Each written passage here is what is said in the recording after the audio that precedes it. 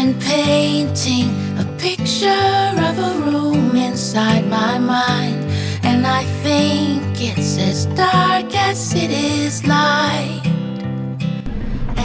What I wanted to address is that Lou and I love mentoring people and paying it forward. So we've come up with the idea of having a Sunday session to talk about the little things that help in our cruising lives, how to get started, roles and responsibilities, dealing with customs, immigration, all those little itty-bitty issues. We feel that a how-to video is probably a little bit too impersonal and might not be able to address exactly what your concerns are, so we decided to do these Sunday sessions. Our next session is the last Sunday of the month. Look forward to seeing you there. Cheers!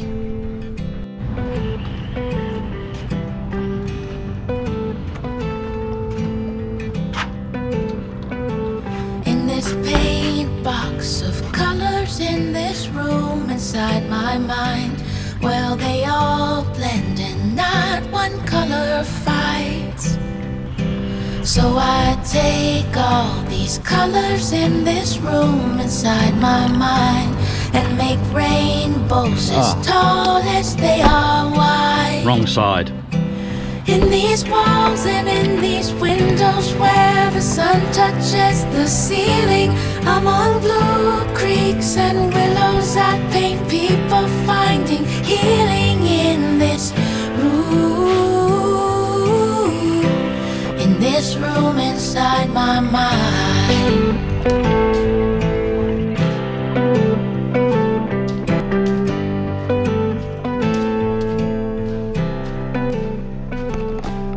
Marine Connection Liquidators, Fort Pierce. Unbelievable shop.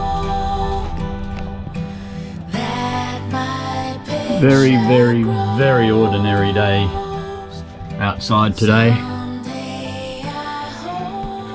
So, Louis chosen today to empty that cupboard and this cupboard. In the meantime, I'm going to replace my fan belts. So to do that, I need my trusty rubber mallet, my pry bar, and my whole lot of Chippy's tools. And I've got to go down into here, right down in there.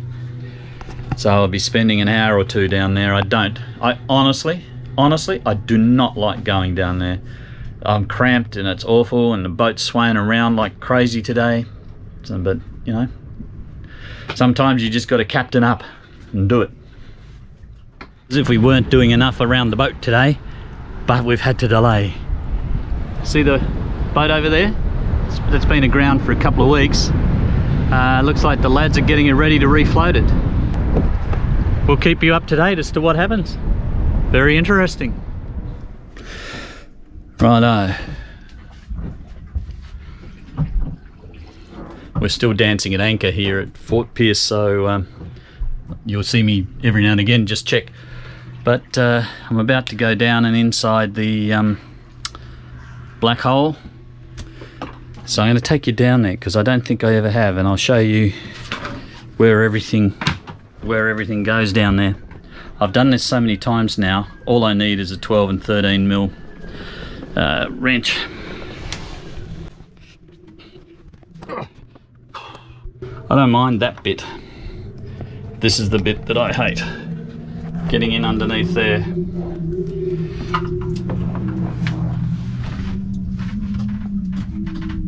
I'll turn the light on. So this is what I've got to work with in here. I've got to get underneath these. And now you can see that I'm fully encapsulated in here.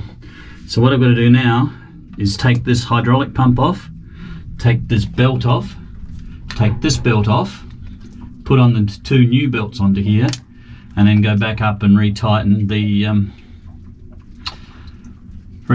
alternator. You see them? Two new belts. Now I've got to get out of here.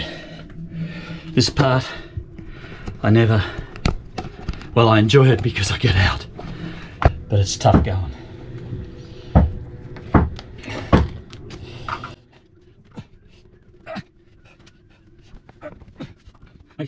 Getting in and out of there so often lately that maybe I should put a step ladder in.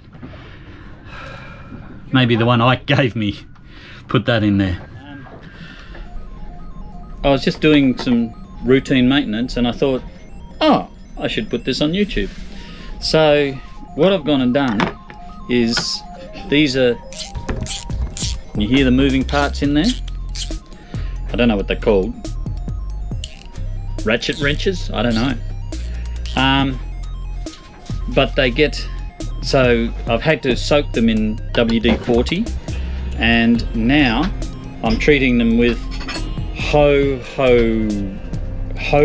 oil. Jojoba, I don't know, something like that.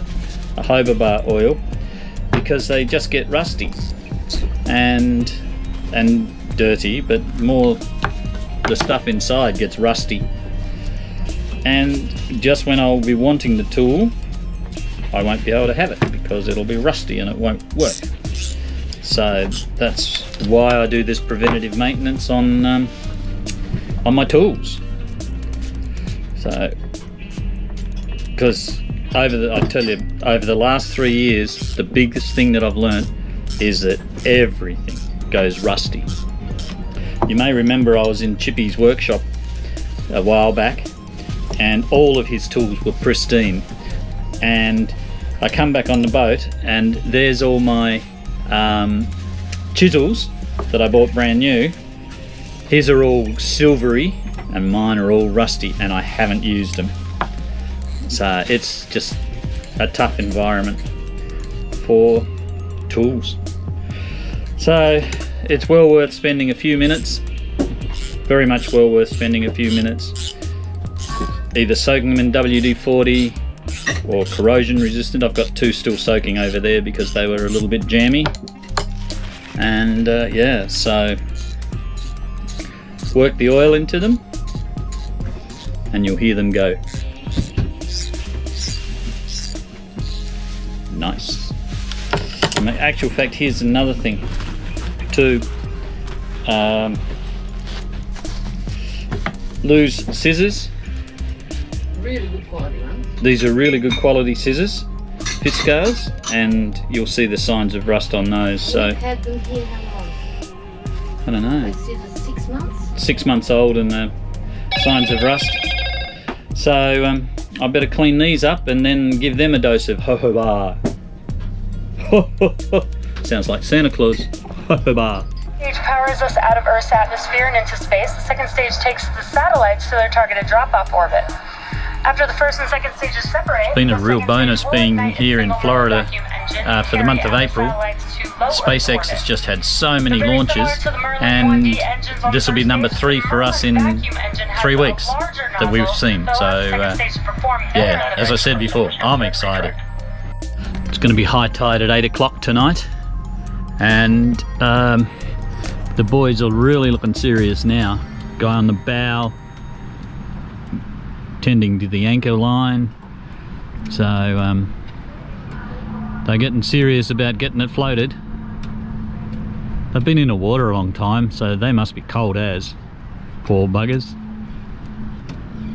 So we'll keep an eye on them, see whether they get it off. 7.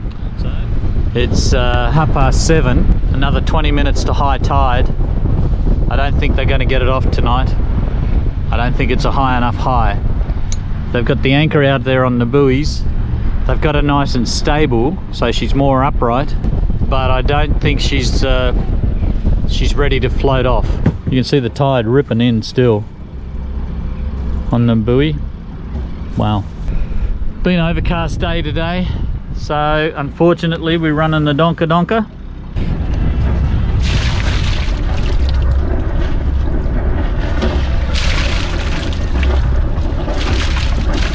And you know what? That water coming out of there was what caused our problem in the exhumers, because the pump that pumps that seawater through the engine and out there leaked at the back and put salt water into the crankshaft. So yeah, oh well. Washing's done. And the washing's done? Drying's done and in. Drying's done and in. Has been howling. It's gale today. Oh, here's a little project. Boy's mat keeps going over the side. So Lou made these tubes and it's filled them full of sand, and so that they weigh not a lot. Sorry Lou, they don't weigh a lot, but anyway, that's what she's doing, and hopefully they will hold down boy's piddle mat. Listen to that. Listen to that bad boy. That sounds like a huge engine. I'm a bit nervous. Rick's just called me down below and it's in the toilet. Where are you? Yeah, in the bathroom. Oh, wrong one. Okay. It's not the toilet after all. Can you turn on the forward shower sump pump? Can? Fodge. Ready to turn it off. Okay. It's going on now. Stop. Yep. Turning on. Off. No problem. Don't know whether you remember, but back in July, August last year, we bought a new tender because I couldn't repair. I tried that Flex Seal stuff to repair the dinghy, but it didn't work.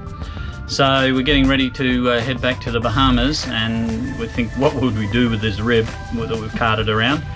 So we just popped it on Craigslist, and within 10 minutes we got a guy ring up, and he's coming up from half an hour away to have a look at it, and he reckons he's going to buy it sight unseen, even though I told him the seams are buggered and whatever. So we'll see. I got to tow it ashore now.